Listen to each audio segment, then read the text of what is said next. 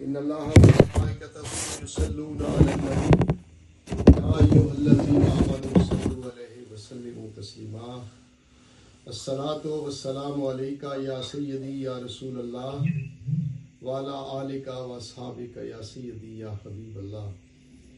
کرم کی بھیک ملے تو حیات بنتی ہے، حضور آپ نوازیں تو بات بنتی ہے، اور رخ حضور کا صدقہ یہ دن چمکتا ہے، آپ کی زلفوں کے سائے سے رات بنتی ہے، حضور آپ نوازیں تو بات بنتی ہے۔ ملے جو اذن ثنا کا تو لفظ ملتے ہیں، اگر ہو آپ کی مرضی تو نعت بنتی ہے، اور رخ حضور کی زیارت بڑی عبادت ہے، ہو آپ کی عنایت تو ایک جھات بنتی ہے، حضور آپ نوازیں تو بات بنتی ہے۔ نبی کی دید سے بنتے ہیں اولیاء بھی اصفیاء بھی، اسی صورت سے صورت نجات بنتی ہے، حضور آپ نوازیں تو بات بنتی ہے۔ معزز حاضرین، کرم کی بھیک ملی ہے، حیات بنی ہے، میرے مرشد نے نوازا ہے، بات بنی ہے۔ حدیث پاک ہے کہ ذکر صالحین پر اللہ کی رحمت ہوتی ہے۔ کسی ولی دا ذکر کرو نا تو تواڈے تے رحمت ہوئی، اور جس بندے تے رحمت دا ایک قطرہ بھی ڈگ پئے وہ بندہ جنتی ہو جاتا ہے۔ اج بہت مبارک دن ہے، اج وہ دن ہے جس دن ساڈے پیر صاحب پیدا ہوئے، اج انہوں دا یوم ولادت ہے، اج انہوں دی ہیپی برتھ ڈے۔ اج کوشش کیتی جائے گی کہ آستانہ عالیہ تو سائیں پاک دی زیارت کیتی جائے، اور دعا جڑی ہے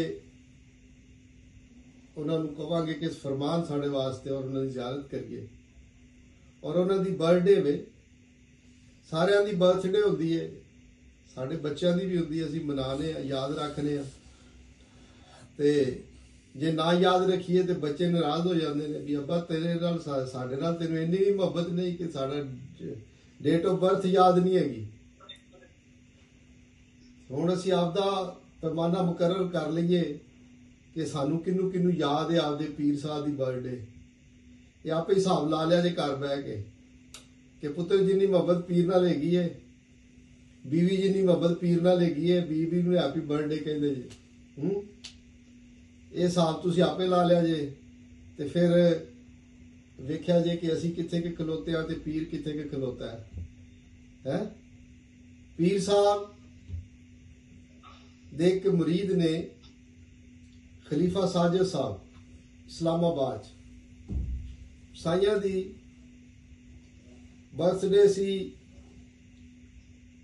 او 89th برتھ ڈے سی، 4 سال پہلے دی گل ہے۔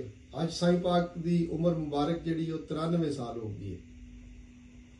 ادو انہوں نے نا آپ دی برتھ ڈے تے سائیں پاک نے فرمایا کہ چل بھائی اٹھ کے بیان کر، تو نے پیر کو کیسے پایا ہے؟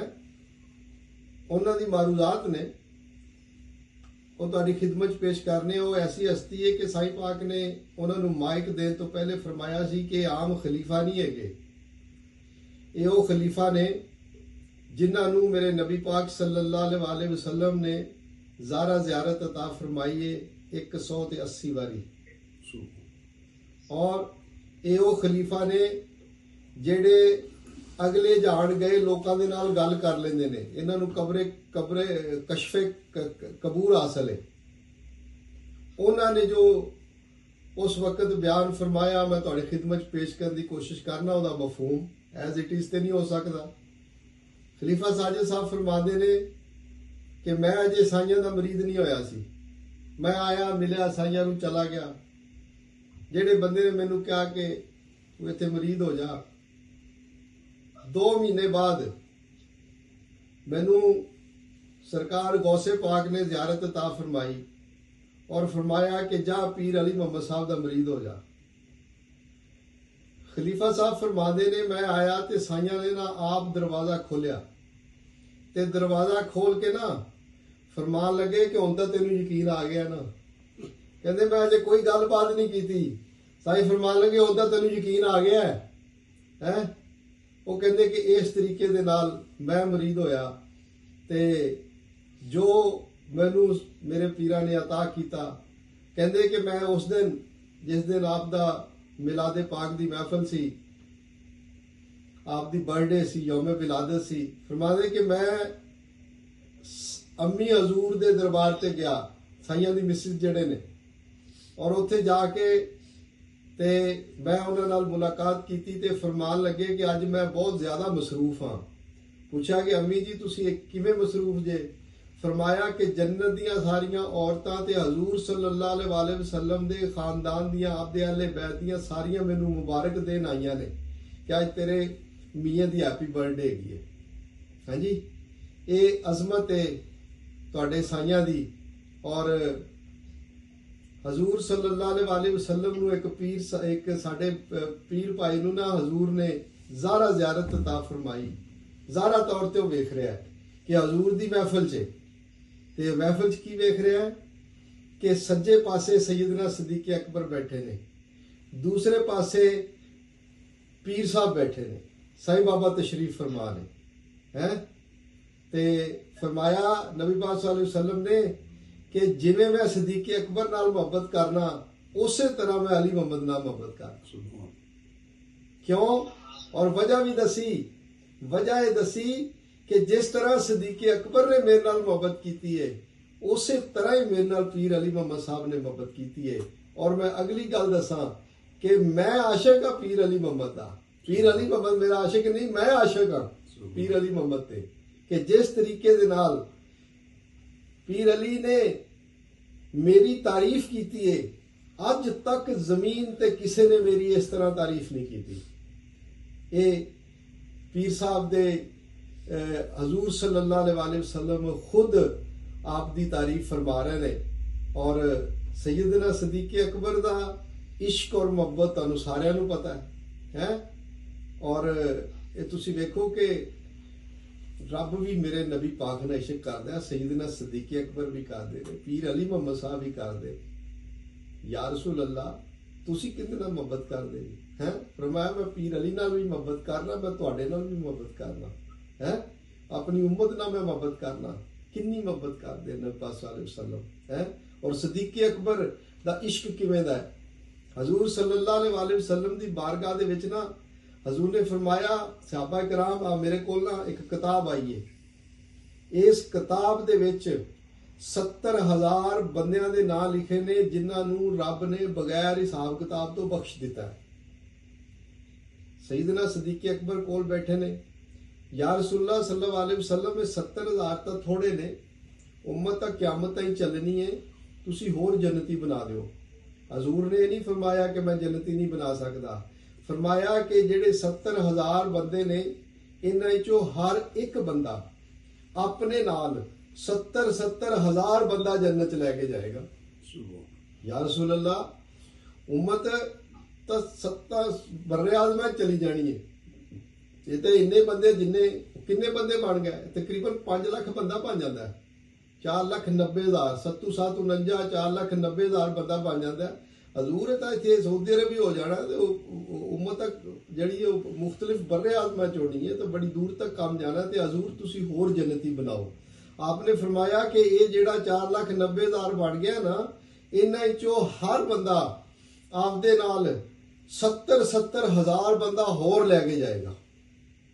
ये हजूर सैयदना सदीक अकबर जन्नती बनवा रहे हैं, हजूर जन्नती बना रहे हैं। देखी जाओ जरा, एक बंदे बाए बन जाते ने कोई 3 लाख ते 50,000 संख। ये गल काफ़ी अगे चली जाती है। ते या रसूलुल्लाह सल्लल्लाहु अलैहि वसल्लम होर जन्नती बनाओ। ते आपने फरमाया कि हुण ना गिनती गई है मुक, ते मैं ना आपदे बुक दे नाल जन्नती बनाना। आपने हवा दे विच एक बुक भरिया ते दूसरे पासे पाता, लो जी आ जन्नती बन गए। हजूर होर जन्नती बनाओ। कौन जन्नती बना रहा है? सैयदना सदीक अकबर। हजूर होर जन्नती बनाओ, होर जन्नती। हजूर बुक पाई जा रहे हैं। 5 बुक हो गए ना, ते कोल बैठे ने सैयदना उमर फारूक रजी अल्लाह तआला अन्हु। फरमाया कि या रसूल अल्लाह, लगता है भी बंदा हुण कोई बाहर नहीं जन्नत तो रह गया है, हुण तुसीं बस करो। सैयदना सदीक अकबर की फरमा रहे ने? आप फरमा रहे ने कि मेरे नबी दी जोश रहमत च उमर तू क्यों रोक रहे? हजूर फरमान लगे कि सदीक अकबर उमर ठीक कह रहा है, मेरी ते तली दे उत्ते पूरी कायनात आ जाती है, मैं तो फिर 5 बुक पाते ने। हुण कोई बंदा जन्नत चों बाहर रह नहीं गया। ये हजूर दी हदीसे पा के ते ये मुहब्बत उम्मत दे नाल मेरे नबी पाक नूं भी है, उम्मत दे नाल सदीक अकबर नूं भी है। और सईदना सदीक अकबर जिवें मुहब्बत करते हैं, हजूर फरमाते ने पीर अली मुहम्मद मेरे नाल उवें मुहब्बत करते हैं। और पीर अली मुहम्मद किवें मुहब्बत करते हैं? पीर अली मुहम्मद साहब दे सिलसिले दी ये खुशखबरी है कि अम्मी हजूर नूं साईं पाक ने फरमाया कि अम्मा आमना दे कोल जाओ ते उन्हां नूं कहो कि तुसीं हजूर नूं फरमाओ, हजूर दी वालदा मोहतरमा कि हजूर नूं फरमाओ कि मेरा जिहड़ा सिलसिला है इहदे बख्शिश दे वास्ते तुसीं जिहड़ा ना इंतजाम फरमाओ।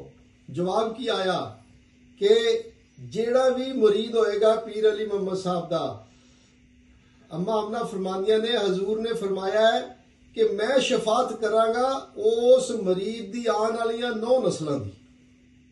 हाँ जी, अगलियां 9 नस्लां, एक बंदा मरीद हो रहा है, अगलियां 9 नस्लां दी शफात मेरे नबी फरमा रहे ने। और जिदी शफात हजूर फरमा देन वो बंदा जन्नती हो जाता है, उहदियां 9 नस्लां बख्शियां जांदियां ने। ये तेरा मेरा फायदा पीर अली मुहम्मद साहब अज पैदा होए ते साडियां नस्लां ते उन्हां दा एहसान हो रहा है। ते सानू ये बर्थ याद रखनी चाहिए, शुक्र अदा करना चाहिए कि अल्लाह पाक ने सानू ऐसे वली दा साया अता फरमाया। कैसे वली ने हो? हजरत इमाम अबू हनीफा रजी अल्लाह ताला अन्हो मिले एक साईं बाबा दे मरीज नू ख्वाब दे विच, ख्वाब च मिल के ते की कहंदे ने, फरमाते ने कि मैं इन्ना ज्यादा फिका दा वड्डा, सब तो ज्यादा दुनिया ते ना मुसलमानां च हनफी ने हजरत इमाम अबू हनीफा नू फॉलो करने वाले, वह इन्ना इलम है मेरे कोल, लेकिन मैं जदों इश्क वेखना ना पीर अली मुहम्मद साहब दा नबी पाक सल्लल्लाहु अलैहि वसल्लम नाल, ते मेरी चाहत हुंदी है कि मेरा सारा इलम ये लै लैन, मैनू उस इश्क चो एक कतरा अता कर दे। हाँ जी, ये पीर अली मुहम्मद साहब दी अजमत है। इस हलके दे विच इलामा इकबाल मिले। इलामा इकबाल कोई छोटी शय नहीं ने। इलामा इकबाल वो हस्ती ने कि हजूर सल्लल्लाहु अलैहि वसल्लम एक कश्मीर दे एक मौलवी साहब ने वो आपदा मुराकबा कर रहे ने, मुराकबा करते ना पता कित्थे पहुंच जाते ने? हजूर दी कचहरी च। उत्थे वेखदे की ने? वेखदे की ने कि हजूर फरमा रहे ने, पुछ रहे ने भी वेखो इकबाल आ गया। हाँ जी, उत्थे सारे लोग कह रहे नहीं जी अजे नहीं आया। अच्छा फिर रुक जो, अजे जमात नहीं करा दे, उत्थे नमाज हो रही, जमात करानी है, अजे जमात नहीं करा दे ते इंतजार किया जाता है। थोड़ी देर तो बाद एक मुछा रखिया ने बंदे ने, दाढ़ी मुन्नी हुई है, तो आ गया, कहते जी इकबाल आ गया, चलो हम जमात खड़ी करने। वो बंदा आपदे पीर नूं पुछदा है जी ये कौन है, इकबाल कौन है? फरमाया लाहौर जा। लाहौर जा आया ते आके दरवाजा खटखटाया, इकबाल साहब निकले ने ते मिले उन्होंने ते दस्या जी मैं फलानी खानकाह तो आया, मैं फलाना उत्थे मदरसा जा।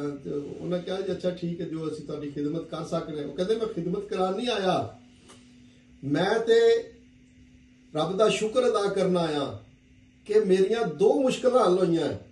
पहली ये कि मैं कीता मुराकबा ते मेरा मुराकबा भी ठीक सी, क्योंकि जिहड़ी हस्ती मैं आपदे मुराकबे च वेखी मैं अपने सामने सही पा रहा कि मैं तो यह चीज़ राती वेखी है ते मैं जिहड़ा ना तुहाडी ज़ियारत करन आया। ते इकबाल की फरमांदे ने, मेरे एक पीर भाई नूं ख्वाब च मिलदे ने, कहंदे ने इलम रब ने बड़ा दिता, नबी पाक ने बहुत अतावां कीतियां, लेकिन पीर अली मुहम्मद साहब दा इश्क जिहड़ा है ना वो मेरा इलम उहदे सामने एक जर्रे दी हैसियत नहीं रखदा। इन्ना इश्क है हजूर सल्लल्लाहु अलैहि वसल्लम। ये इश्क जिहड़ा है ये सारा सईदना सदीक अकबर दी अता साईं बाबा नूं। हाँ जी, मेरे नबी पाक खुद इश्क फरमाते ने। ये तुसी देखो तुसी कि इन्नी, और सानू चुके उन्हां दे मकाम दा नहीं पता। बादीन जिक्रिया रहमतुल्लाह अलैह ਫਰਮਾਉਂਦੇ ਨੇ ਅਸੀਂ ਸਾਰੀ ਜ਼ਿੰਦਗੀ ਲਾ ਇਲਾਹਾ ਇল্ਲੱਲਾਹ ਤੇ ਮਿਹਨਤ ਕੀਤੀ ਹੈ, ਜਿੱਥੋਂ ਅਸੀਂ ਛੱਡ ਕੇ ਗਏ ਹਾਂ ਪੀਰ ਅਲੀ ਮੁਹੰਮਦ ਸਾਹਿਬ ਨੇ ਉੱਥੋਂ ਅੱਗੇ ਮਿਹਨਤ ਸ਼ੁਰੂ ਕੀਤੀ। ਅੱਗੇ ਕੀ ਹੈ?